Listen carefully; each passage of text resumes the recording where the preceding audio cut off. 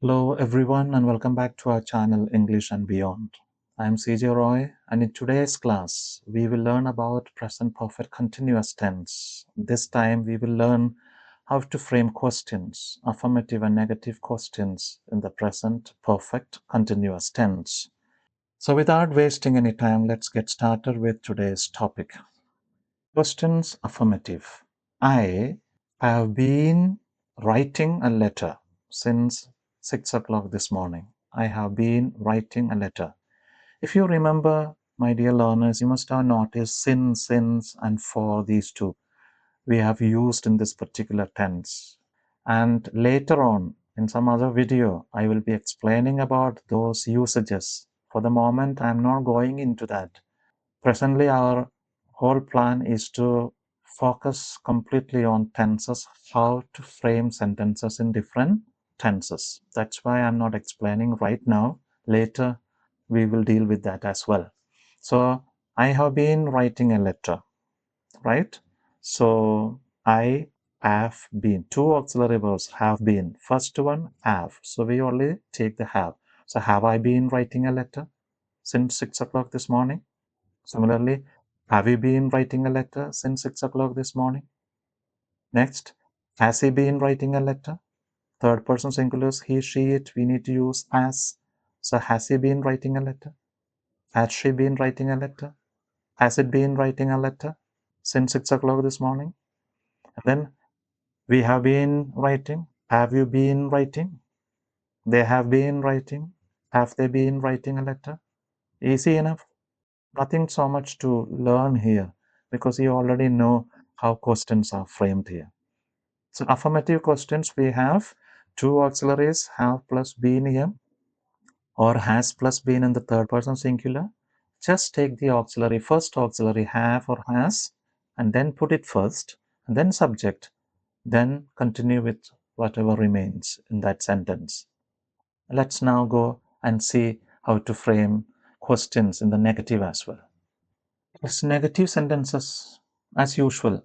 Auxiliary verb first, that is have.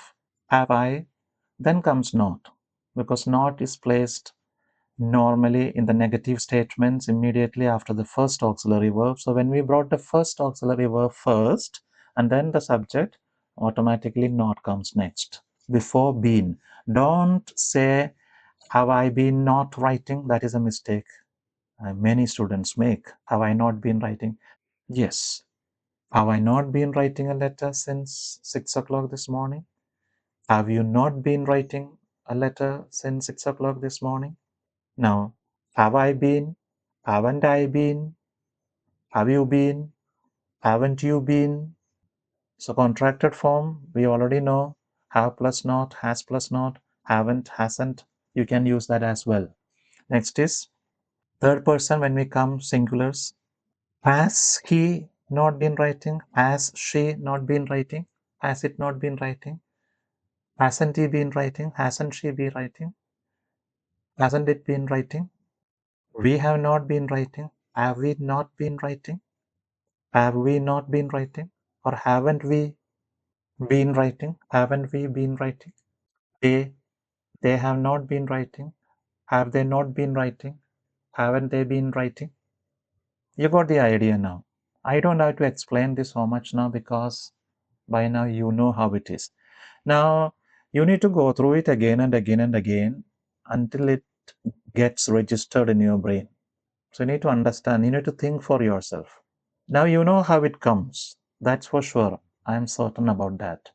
But then what you need to do is you need to revise this. You need to keep thinking about it as often as you can. Then until it gets registered in your brain. It takes some time maybe.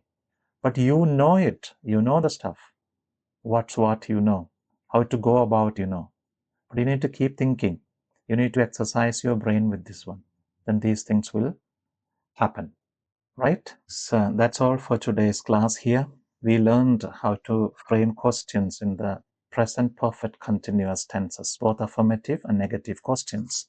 And if you found this session interesting, useful, helpful to you, please like, share, and subscribe to our channel English and Beyond. And do tap that bell icon so you will never miss our upcoming English classes, English lesson.